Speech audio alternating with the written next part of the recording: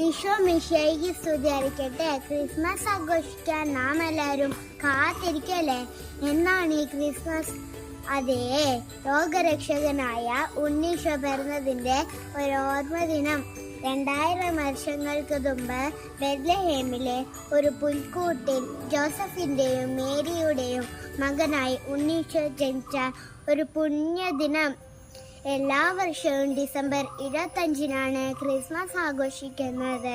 വിശ്വാസികൾ പ്രാർത്ഥനയോടെയും സൽപ്രവർത്തികൾ ചെയ്തും ഉണ്ണീശോയെ ഹൃദയത്തിൽ പാർക്കാൻ സ്ഥലമൊരുക്കുന്നു. ദേവാലയങ്ങളിൽ പ്രത്യേക പ്രാർത്ഥനകൾ നടത്താറുണ്ട്. വീടുകളിൽ പുൽക്കൂട് നിർമ്മിച്ച് നക്ഷത്രങ്ങൾ തെളിയിച്ചും ഉണ്ണീശോയെ വരവേൽക്കുന്നു. ക്രിസ്മസ് കാർഡുകളും സമ്മാനങ്ങളും കൈമാറുന്നു. കുട്ടികൾക്കുള്ള സമ്മാനങ്ങളുമായി സാന്റാക്ലോസ് വരുമെന്നുള്ള വിശ്വാസമുണ്ട്.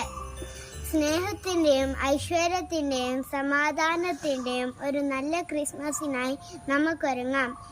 ഏവർക്കും എൻ്റെ ഹൃദയം നിറഞ്ഞ ക്രിസ്മസ് ആശംസകൾ.